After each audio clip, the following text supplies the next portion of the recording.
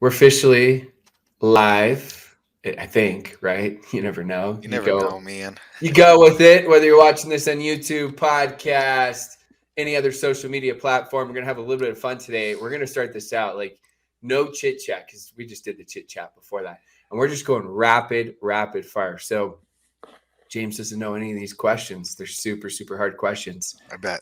Favorite hobby outside? You can't count triathlons because that's not even a hobby anymore. You just crush it. It's not a hobby. That's easy. Golf. Golf. I could see that from the stories with you and Nevis many times, many Yeah, times. yeah. Golf for sure. How many countries have you spoken in? 48. Jeez, got me beat, you punk. Yes.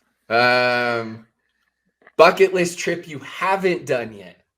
I want to go to Japan with my wife. I love the Japanese culture. I love tradition. I love what they stand for. And it's one of the few places that my wife hasn't been and would want to go with me. So you've been, but she hasn't. I went when I was like 20 years old, totally broke. And when you have a little bit of money, it's different than traveling with no money. It's a totally different experience. And I'm not loaded, but I have more money than when I was 20. And so, yeah, Japan with my wife would be it. That's awesome. Love it. And actually, I want to go to Russia or Ukraine kind of area. I know those very conflicting statements right there. But that's where my ancestry is from. That's where my grandmother was born, immigrated from Poland or Ukraine. That border was kind of moving in 1801. And so, and still today. And so, yeah, I think that would be another place I'd go. Yeah, Ukraine. I have not been to Russia. I have been to Ukraine. Super cool people. It was a ton of fun there. Yeah. So, okay, a couple more questions as we go. What was one of the last great books that you read? Oh, it's actually my favorite book. I'm going to give you 3 because they're my favorite. Do it. Last night, I just got a signed copy of Atomic Habits. I spoke at an event with James, and the book got misplaced. Anyways, it got back in my possession last night. That's the number one book that I recommend right now. For sure. If I work with a lot of youth, a lot of people that are like coming out of high school and into college and new entrepreneurs. And I mean, this stack that I'm going to give you is actually really good for anybody, but especially for people that are like trying to figure life out. I'm like, look, these are your 3 books. If you live by these 3 principles, if you live by the principles in these 3 books, you can't lose. Obviously build upon it, but these 3. So I'll give you my 3. So Atomic Habits, James Clear's the first one. Outwitting the Devil by Napoleon Hill. Hill. Dude, so that's a crazy book too. And it gives you chills, right? It gives me chills because you have to take into consideration when that manuscript was written. Right. Yeah. And then once you start, dude was years, decades ahead of his time. And it's so funny when you're listening to it and all those principles, you can tell it was written in the 30s, but you're like, this is so relevant today. And that's also what is amazing too. Like, timeless principles are timeless principles. Right. And so that's my second book that everybody has to read. And the third one I read annually. It is the book, and it's Man's Search for Meaning by Viktor Frankl. Oh, yeah. And to me, I've maybe adapted his mission if he had one, because the whole premise around that book is hope. And it's, if you haven't read the book, it's about a German Nazi concentration camp that he was in, and I knew you had. I was speaking more to the listeners. If you guys haven't read it, you guys are crazy. You're having tough times. That's we'll give you perspective of what tough times are. And his optimism is insane, isn't it? It's insane because that's his whole focus. And he was the positive guy in the camp. And he was like, I could tell the moment someone had lost hope because they died. Right. And so to me, I drew a massive parallel. Okay, if without hope, you die. Hope is life. And so that's kind of what my mission has been, to give people hope on their journey, because that's what we're lacking. It is true hope, true optimism, and the ultimate pursuit of happiness. Right. And I think you can't have happiness without hope. And so, yeah, those are my three books: Atomic Habits, Outwitting the Devil, Man's Search for Meaning. If you really embraced the concepts in those 3 books, and then that's your foundation, dude, you're setting yourself up for an unbelievable life. Well, I like how you talked about principles as well, because yes, principles are timeless. The techniques change, right? Depending on your business. We didn't have social media before, but the principles are exactly the same. And I think people confuse principles and techniques all the time. Mm. And I always try to listen, whether I'm listening to a speaker or training or anything. And I'm like, okay, what's the principle I can extract? And the technique, sometimes I buy it, sometimes I don't, right? Sometimes I adapt it. But if you guys are tuning in, whether it's podcast, I'd share this with your teams, because it's going to be very, very in depth for your teams. And it's leverage, baby. I love leverage, because a lot of times, what do they say in network marketing? Say you're never a prophet in your own country, because Yes. you fall on deaf ears where someone else says something. You're like, did you just hear what James said or Rob said? And And you're like, I've been usually they're saying that like, forever. yeah. And they're like, no, but he said it. And all of a sudden it becomes truth. It's so funny to watch that. And it's crazy because every time I speak, um, I always want to like start my presentation with like, look, guys, I hate to disappoint you. I'm not going to say anything you've never heard before, but because I did it with just on my journey, and the people are like, oh my gosh, that's unbelievable. And I'm like, I just told you timeless truths. Like that's all I did, but I packaged it in a way that resonates with people in the journey that they're on. And so, yeah, it's funny because it's so hard to write and create new material, because those timeless principles are just so true north. You know what I mean? But it's shocking. I mean, you've been on this journey and you've been a leader for a long time.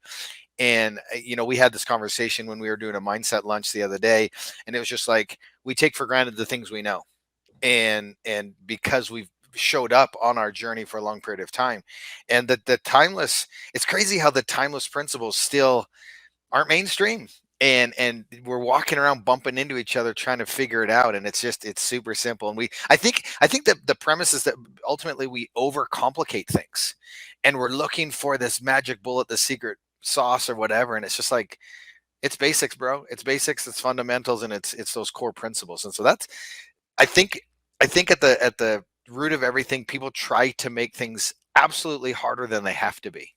Oh, 100%. I love how Steve Jobs had a quote from Leonardo da Vinci, and it said, simplicity is the ultimate sophistication. And he Oh, I had that love in his that. office, right?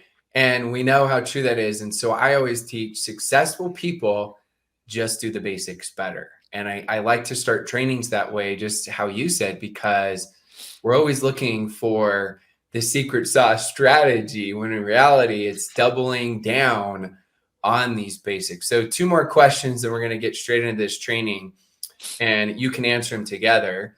I want to know, and you can list several because I know there's been many. Okay. It's just fun for audience to get to know speakers. I want to know who was the biggest celebrity or celebrities that you've met. And then after that, let's just pretend that those that are tuning in have been living under a rock and they don't have social media and they just got it and they don't know anything about you, which you're all crazy if you don't. This is one of the world's best speakers. He's got several Guinness Book of World Record holder right here, and he'll give you the quick recap. So tell him maybe some of the top celebrities just for fun. And then after that, give him like the 1 minute or 2 minute. I want to hear like just the recap, bullet point, crushed it. I know you went through a lot of struggles. And also, little known fact, James and I didn't know each other, but we kind of knew each other, where he was a personal trainer and I was running a tennis club at the exact same Yeah. place for 4 years. 10 years ago. Yeah, crazy. Okay, so man, I've met a lot of really cool people. I'm big into sports, and so I've had an opportunity to speak to some NFL teams and be on the field for some games. And I did an event last night with Joe Ingles from the Jazz. Uh, but my favorite movie of all time was Rudy. And I got to meet and hang out with Rudy Rudiger, the actual Rudy Rudiger, at a couple different events. We were speaking at the same events, and dude, he's just like the coolest, chill dude. You'd want him as your next door neighbor, and it'd be just chill. But I got to meet him. But just George St. Pierre, big into the fight game. Um, oh, what's his name? I can't remember it. Oh, Uriah Faber. Yeah, just a bunch of sports people. Ed Milet is one of the big influencers in the entrepreneur space. I got to speak and be on his podcast.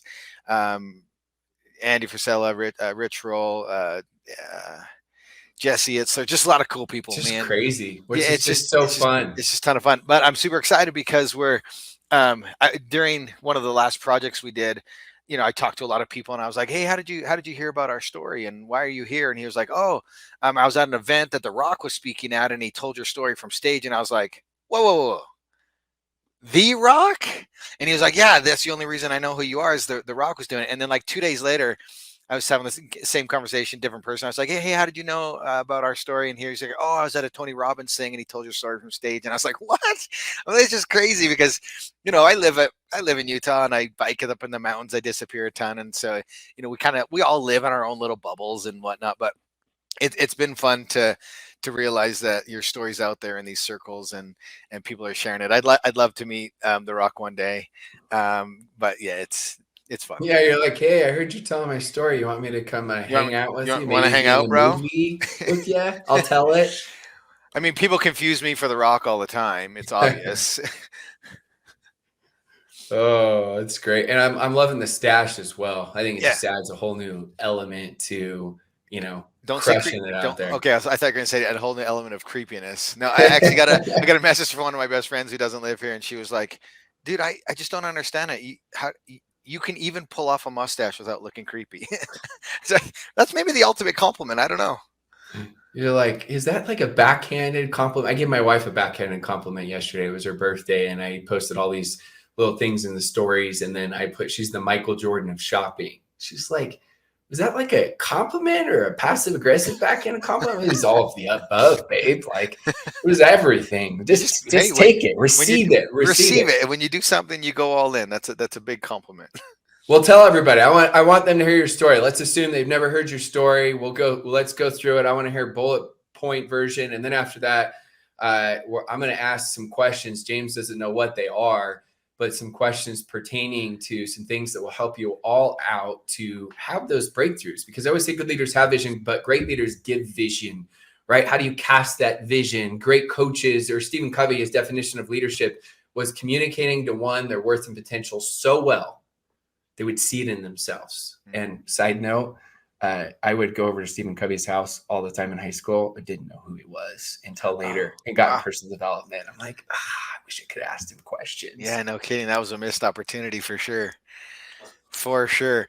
Okay, so man, I'll give you the elevator version, which is hard to do, because my journey has spanned over such a long time. But we'll do this. We'll give you the cliff notes. So, grew up in Canada, grew up a wrestler. Came to Utah to visit one friend that I had after a crazy contest where I rode the Ferris wheel at the Calgary Stampede for 10 days. Got fired from my job, won some money. Came here, met my wife. We've been married 21 years. We've got 5 kids, 4 teenage girls, 1 son, and then just wanted to get into maybe running or something because I couldn't wrestle anymore. And you're married, and new kids, and you want to be competitive, just like you played competitive tennis. And then what do? You got to figure something out. Maybe it's pickleball. I don't know. And so I just started running and had a terrible experience with it. Didn't enjoy it. My wife lovingly told me I was pathetic, signed me up for a marathon, which I again suffered through. And I was like, kind of a crossroad. Like, I'm either going to allow that to define me and beat me, or I'm going to like dive in and try to, because how many people are successful at running and doing endurance sports? And so that led me to triathlon. A buddy was doing it, sprint triathlon. Loved it. Learned how to swim, bought a bike, and just like loved the community, loved the people, loved the challenge, loved the racing. And explain to people the triathlon, the 3, and the distance, so they kind of have a little context. Yeah. So just there's 4 kind of major distances: sprint, Olympic, half, and full. I started with sprints, and I think that's where everybody should start. And it's just real short, explosive, takes an hour. And then as you go up, you get to the big daddy, which is the Ironman distance, the full distance triathlon. So that is a 2.4 mile swim, a 112 mile bike ride, followed by a full marathon run, 26.2 miles. So it's 140.6 miles, single day. NBC Sports calls it the most challenging, tough day in sports. And when I saw Ironman, I was like, I just want to do one. Like, that's it. I'm like, that's the hardest thing I can think of. I'm going to do one. And it was an experience, man. I wasn't ready. I did everything I could, but I still wasn't ready. And I was like, I want to take on this challenge. And long story short, as we evolved through my career and taking on challenges, we always tied a charity to it, raised money for charity, ended up breaking the Guinness World Record for the most half Ironmans done in a single year. Then I went on to break the world record for the most full Ironmans done, official events around the world. We did 30 Ironmans 1 year, 11 countries. And at the time, everyone was like, that can't be done. It's not possible. Record before that was low 20s. So we stacked it on top. And then it's interesting because in life, when you're doing something in the middle of it, you're pushing boundaries. It's absolutely the hardest thing you've ever done until you succeed and you're standing there and you're like, oh, I believe now more is possible because I have experience. Number one question I get, how do I become more mentally tough? Through experiences. So then that opened the door to a real challenge. And we set on the table to do 50 Ironmans, 50 consecutive days through all 50 US states. And so just logistically alone, it's a nightmare. If you're curious about that journey, there's a full documentary on Amazon Prime. It's also on Peacock. It's on YouTube. You can find it a bunch of places. And then that totally threw our world up in to a good space. We got into speaking. We wrote a book called Redefine Impossible, which has done amazing. And then we were just focused on that. Pandemic hits, world shuts down, calendar gets wiped clean, nothing to do. And I'm like, this is an opportunity to do something bigger and better because I have the experience. And I'd always, we made mistakes during the 50 and it's well documented in the documentary in the book. And I was like, I've always wanted to redo the 50, but never, ever redo the 50 because it was terrible. And so what do? I go and I'm like, okay, let's do the Conquer 100 project, which is doubling the 50. So it was 100 consecutive Ironmans, single location. We removed chaos, we removed confusion, put systems and teams in place. And we called it Conquer 100 to defy logic. And to put that into perspective, it's 140.6 miles a day for a quarter of a year. That's 14,200 plus miles. And a bazillion things happened on that journey. We're in the 1 year anniversary of that. We did film a documentary. It's coming out at the end of this year. It's going to be awesome. Just a few highlights. I mean, I was shin splints and stress fractures within the first 2 weeks. Was to the point where we were passing out on the run from trying to manage the pain. Executed to perfection, but it was incredible weather. Day number 1 was 18 degrees outside. Was having to consume more than 12,000 calories a day to make the journey happen. Unbelievable team around me. And then we broke our own world record. We're in 50, 51, 52. We got to break a world record every single day. Super cool. And then as you'll find out as more information comes out, but I was in a pretty significant bike crash on day 59. And long story short, broke my back in that crash, thought the journey was over, and figured out a way to keep moving. Because we were raising money for Operation Underground Railroad, which is their mission is to help eradicate human sex slavery. Shocking that those words are even said in 2022. And so that became my focus, and everything else didn't matter. And I'm like, I can manage the pain. I can fix problems later. This is what I want to do. And we did 41 more Ironmans with a broken back, and we raised the most amount of money in that time. And so I always ask, I always think back, and I'm like, what would have happened if I quit on that day? Because we ended up raising $500,000 to free human beings from being enslaved, which is tragic. And so, that became our focus and the purpose, and we ended up accomplishing the impossible goal. We did 14,200 consecutive miles, no days off, for something greater than ourselves. And it's a journey that I'm still recovering from. I had to go through cognitive brain therapy to reset the neurological pathways in my brain. I'm in constant therapy for my body, getting it back to health. But I'm proud to say we're there. We're back to training. And in 4 weeks, I'm going to be biking across the country in a race called Ram Race Across America. We're raising money for veterans, and we're going for the win, baby. We're going to try to cross the whole country in 6.5 days and just do a blitz, 24 hours a day, no stopping, 6.5 days. So that's a fast version of, I mean, of what we've done, right? And I know several of you have heard James speak and how powerful his story is and everything he went through, setback, setback, setback, setback, setback. Setback. I had an incredible speaker come by my house and spoke to my son and daughter and their friends. I do these teenage mastermind sessions every 2 weeks, and his word was the key to success in life is recovery.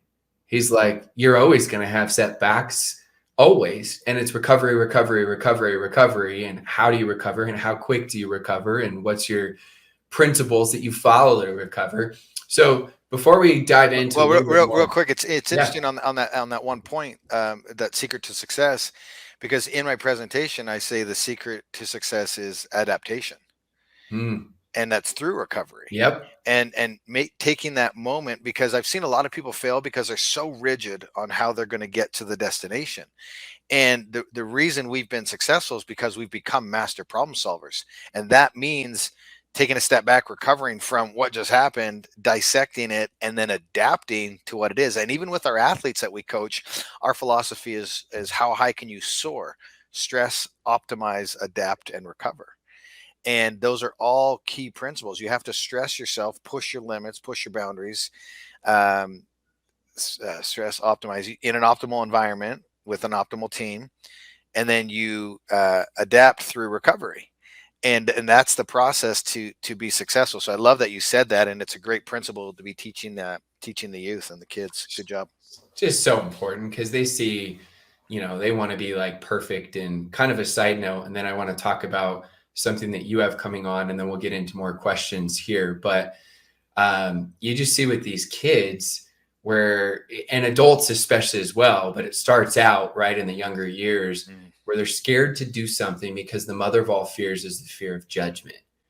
And their perception is, I got to learn how to do it perfectly before I do it. And I tell them, like, that's like watching 100 YouTube videos on becoming a professional basketball player and you never actually go out and shoot. It's impossible. You've got to have the experience, as John Maxwell says, you got to fail forward. And there was a study that Malcolm Gladwell did on child geniuses and why they typically don't have success. And he said it's because they'll put out 1 or 2 ideas hoping that they're incredible, whereas the person that is a little bit more fearless, or they feel the fear and do it anyways, they'll put out 100 ideas and maybe 95 are absolutely stupid.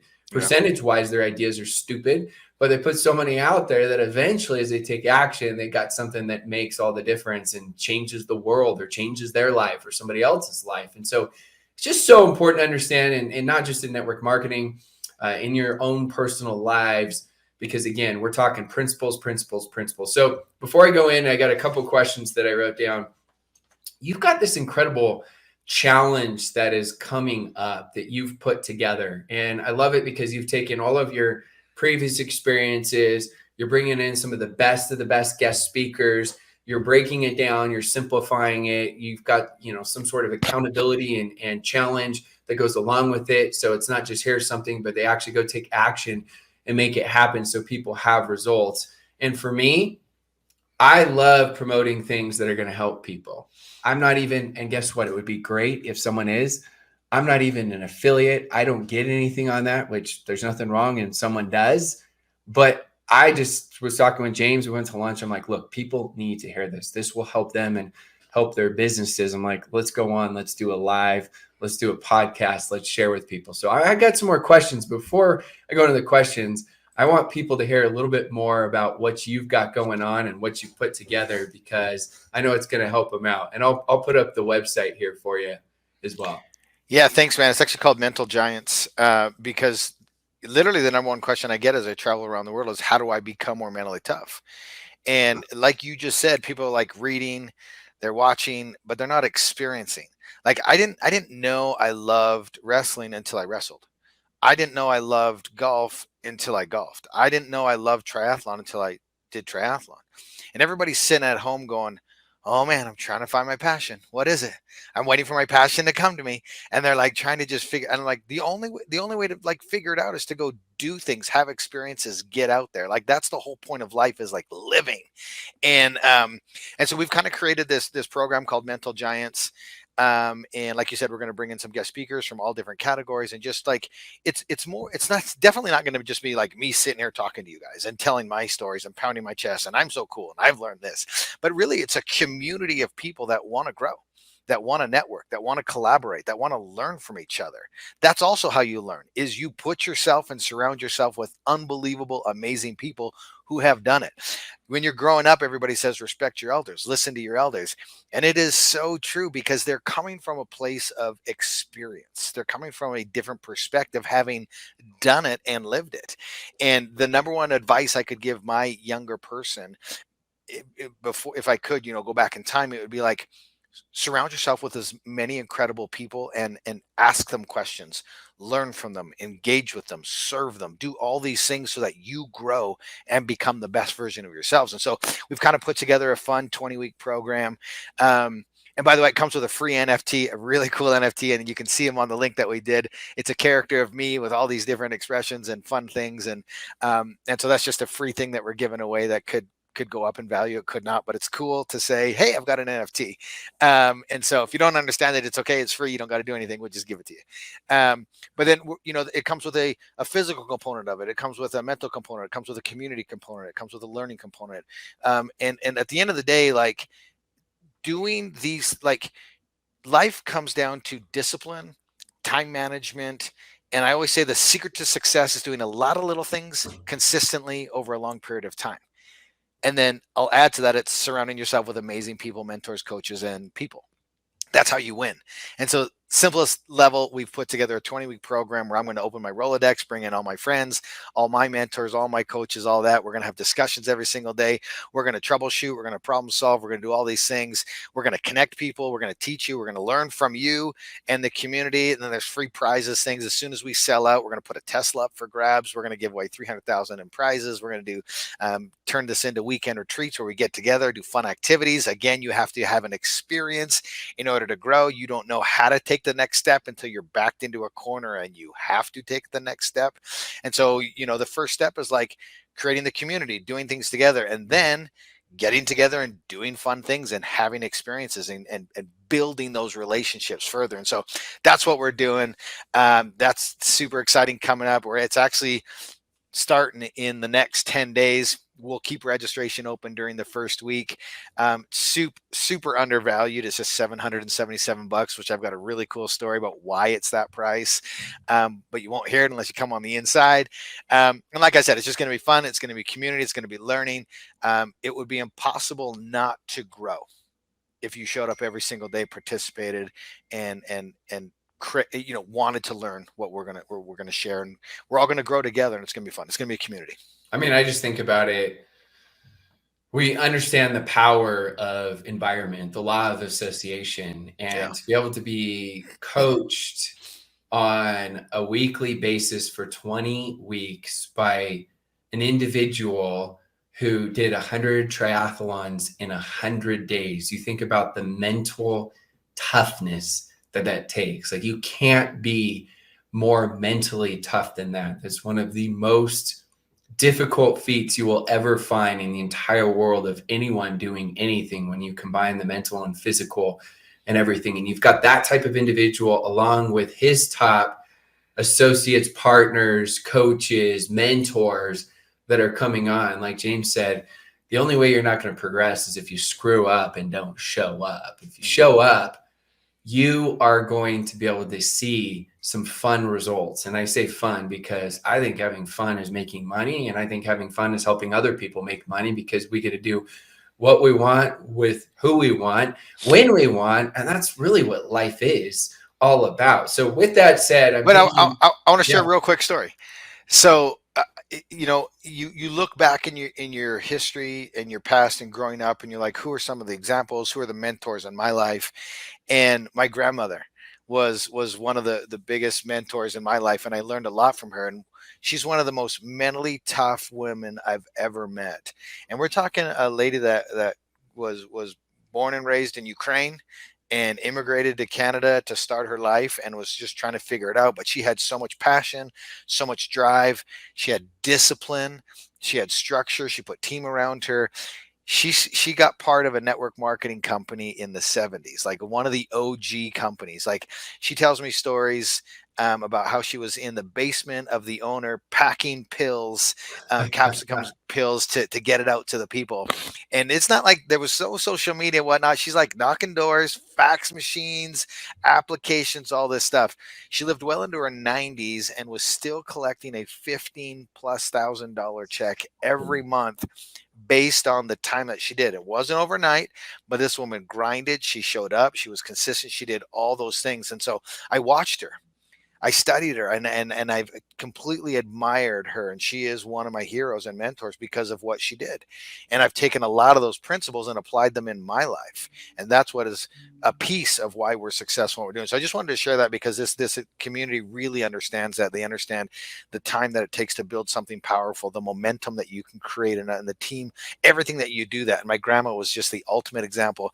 You're talking grassroots, door to door, inner high heels and lipstick, just like glamour. It was so fun to watch, and I just grew up in that environment, and I think that is so powerful because I'm assuming a lot of people have kids or whatnot, and kids are a product of our environment. And so as the leader of the family and as the leader of groups, like, you have to lead from the front. You have to be the person that shows up every single day, because trust me, even if you don't think so, people are watching your every move. And who we are when we think nobody's watching is who we truly are. And that's why I love my grandma so much, because she was always honest, integrous, and worked harder than anybody else. And she was successful, like I said, taking in checks years and years and years after she was done building the business. To the day she died, it was $15,000+ a month. It's crazy, crazy story. I love hearing the old school too, right? With like OG, man.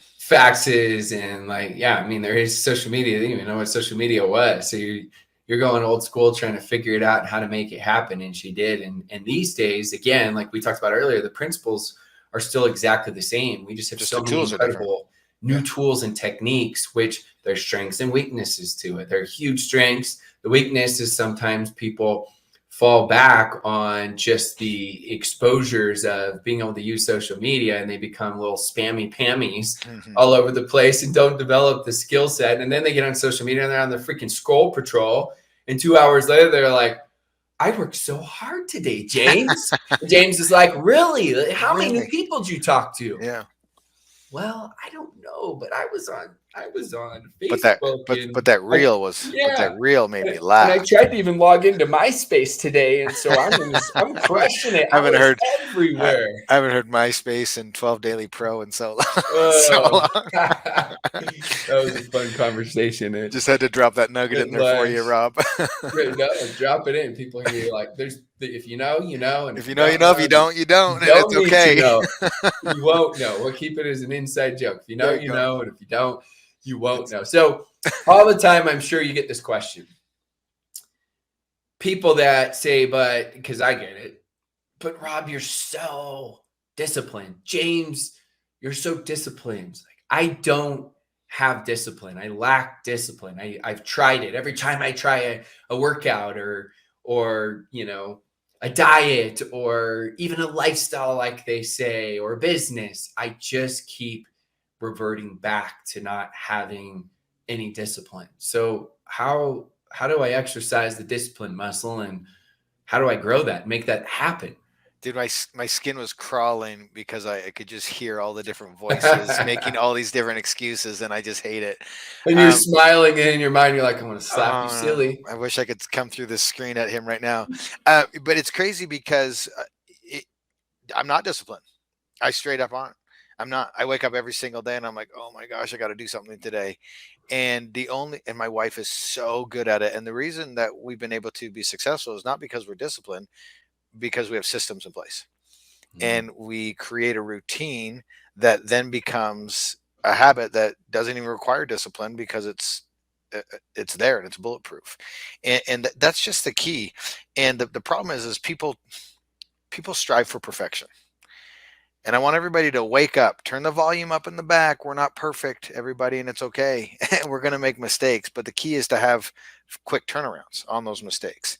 And this is kind of my favorite example that I like to use is in terms of like diet and because I'm in the fitness space, and New Year's time, everybody gets so excited and like, okay, this is it, this is my moment, I'm going to do it. And then they go online and they download the hardest program they can find, and it's like vegan or veg, whatever it is, and it's super restrictive, and they are awesome at it. They crush it for 20 days, and then they lose discipline or they make a mistake, and then they're so hard on themselves that they just like jump off the bandwagon. It's a dumpster fire. It's a train wreck all at the same time. The train's on fire, everything, right? And then they're an F minus in execution for 6 months. And then they get all fired up again and like, okay, I'm going to do it. I'm going to have discipline.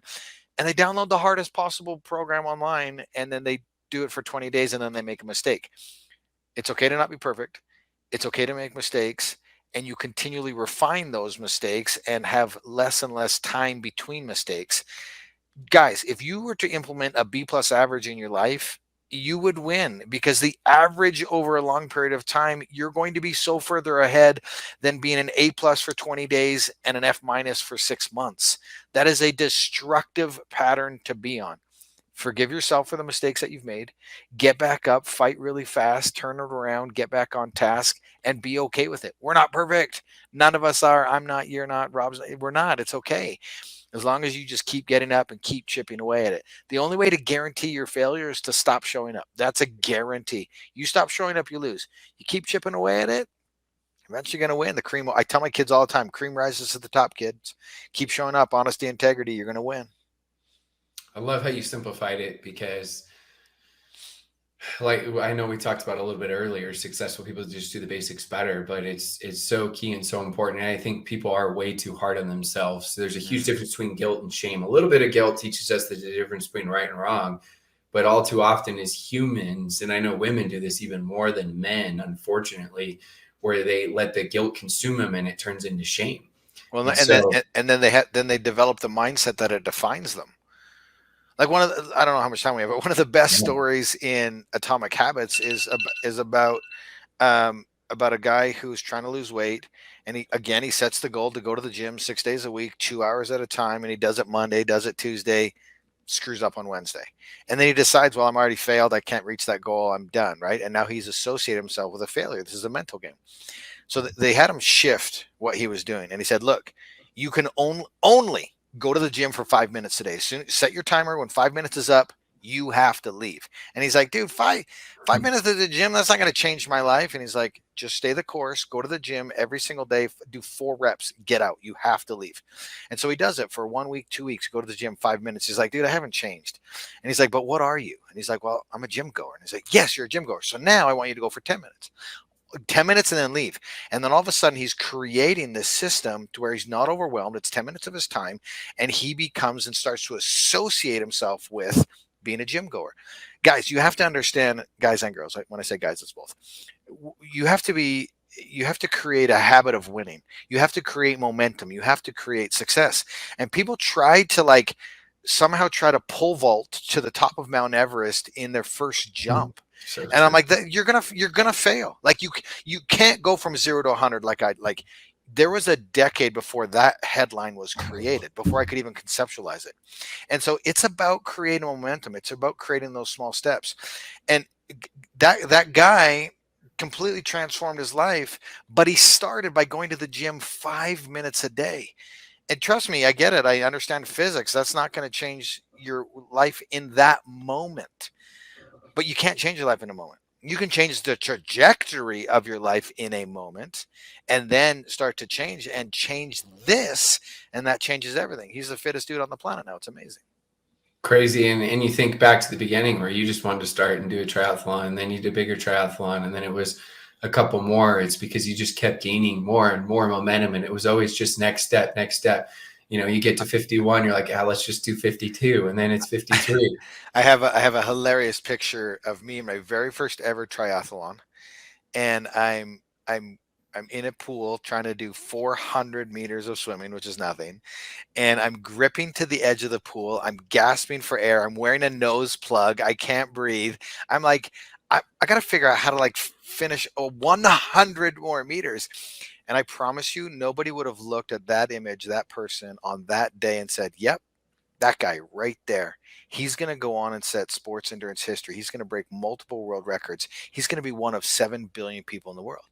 But that's where my journey started. And everybody's journey has a humbling beginning, but we're all looking around social media and all these headlines and all this everybody's best life, right? But you don't realize everything that happened before that. So wherever you are right now on your journey, just start. It's okay, because you don't begin as the expert. You don't start out knowing everything. And the only way to learn everything on your journey to get you where you want to go is to have experience. Step on those landmines, fall into those pitfalls, crawl back out, continue to fight. It truly is the only way. We're talking about sound, timeless principles. That is a sound, timeless principle. Like, just start. And you have to figure it out. I don't love the saying fake it till you make it, but you have to show up and grind until you learn the lessons you need to be, right? Fake it till you make it kind of has a negative connotation to me, but like you have to start, because nobody's the expert. Tony Robbins stood on his first stage at some point in time before he had a stadium of 30,000 people. He had to get to that moment. You didn't know Tony when he was on his first stage. You didn't know Tiger Woods is when he was taking his first, swing. You didn't see Michael Jordan's first free throw that he missed. You didn't see all of these things, but they happened. And they created that big momentum from those small and simple steps. So James, where can everybody find you? Best place on Facebook, best place on Instagram? Yeah, best place on Facebook is Iron Cowboy. That's our fan page. We post a ton on Instagram, Iron Cowboy James. That's our handle there. We answer all of our DMs. If you have any questions, just send us a message. Any programs or anything we're doing, they're going to be linked through there. We have a fitness app. You can start for $1. Well, the biggest thing is that Mental Giants course we're putting on. It's open right now. You get that free NFT, 20 weeks. Join our community. It's going to be a ton of fun. Share it with all your friends. And then our website's just ironcowboy.com. And you can book our speaking, our books, whatever merchandise is just all there. So yeah, it's fun, man. I love it. Well, we could talk for hours and hours and hours just about all these principles. I can already tell with a lot of the same books that we've read and concepts and stuff. And it's so fun to see what you've done and now how you're doing it for such great causes. I love how you're always focusing on a nonprofit. And then I love how you inspire everybody. You teach it, you show it, like you've done it. And then it's all about stories, right? Like you said, the principles are there, but when someone's actually lived it and they share the stories, it makes all the difference because now it becomes believable. But then even still, how you break it down and create such simple systems for people to really, really get going so they can actually see that change. So James, I want to say thank you from me, but also everybody that's tuning in right now, whether you're watching the live, the replay, you're listening on podcasts, you're watching on YouTube, wherever in the world you are tuning in from. We appreciate you. And we want to say thank you so much. Now go take action and apply these concepts and principles and go join the Mental Giants Challenge with James so you can take your business to the next level. Awesome. Thanks, Rob.